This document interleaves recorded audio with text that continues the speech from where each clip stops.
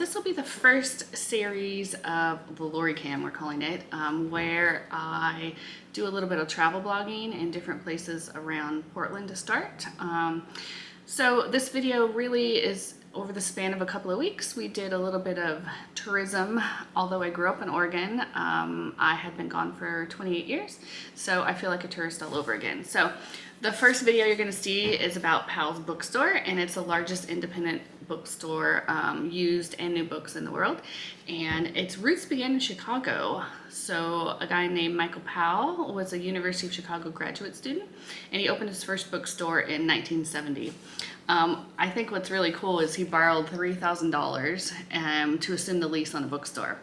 And here we are all these years later, 4 decades later, and Powell's Bookstore is the cornerstone of the community and continues to operate as a third-generation family-owned business. So for those book readers out there, it's definitely one of the top spots to visit when you come to Portland. There's so many levels. I actually got lost in there. And again, used and new books.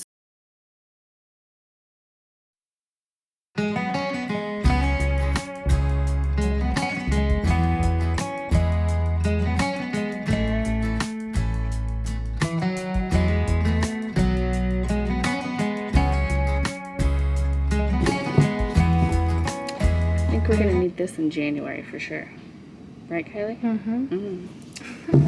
Or maybe this one. So the next place we visited was Bob's Red Mill, and I've had their products before. Oatmeal. My sister-in-law uses their flour.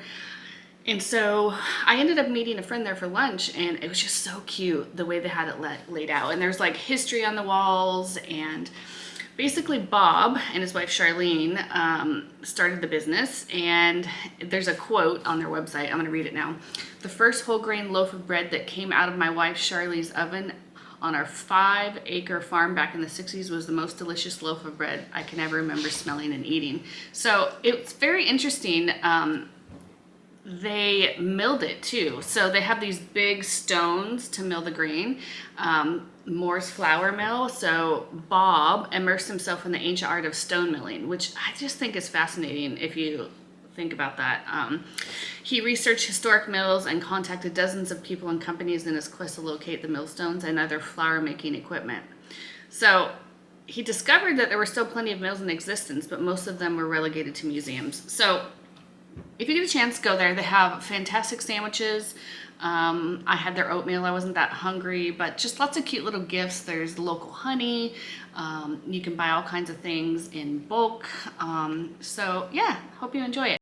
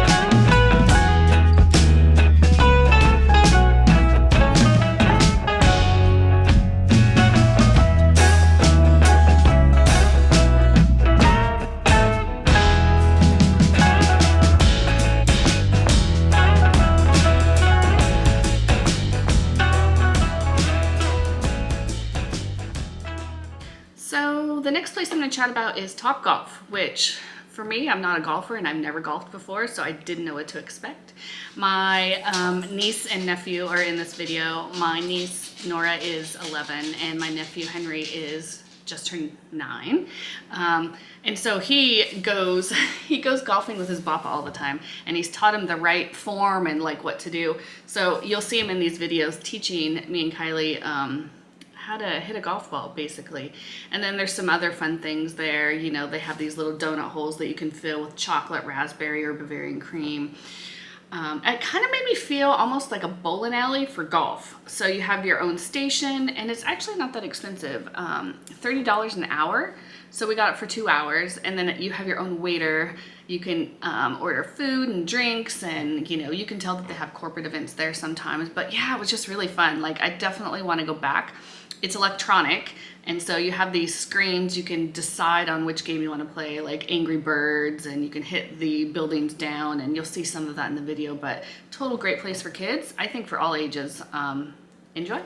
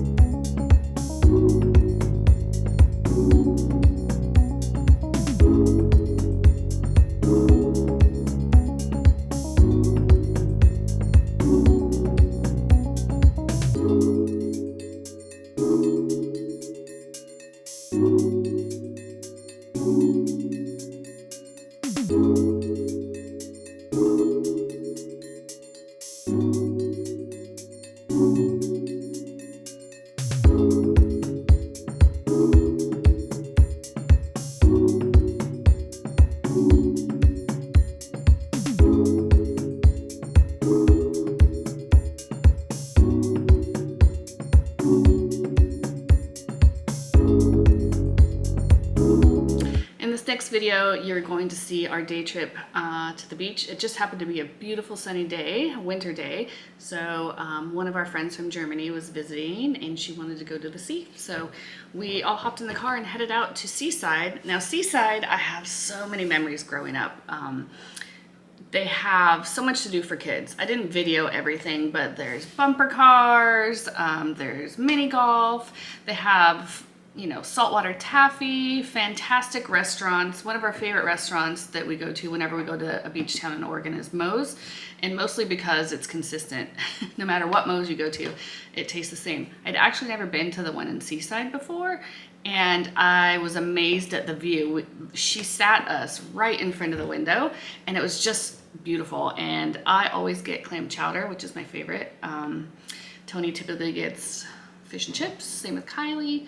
And then Mary and Berry cobbler. That's my dessert when I go to Moe's. I always want to get Mary and Berry cobbler with ice cream on it, a la mode. So here's some video of our beach trip. You'll see Rusty in there. We gotta have Rusty in our videos, every video, as a matter of fact, because he's part of the family. But yeah, it's about an 1.5-hour drive from where we live in a suburb of Portland, and it's an easy drive, easy day trip. And it wasn't too busy. You'll also see a Christmas shop that's year-round, which, oh, I just loved it. It's done so beautifully. So, yeah, enjoy.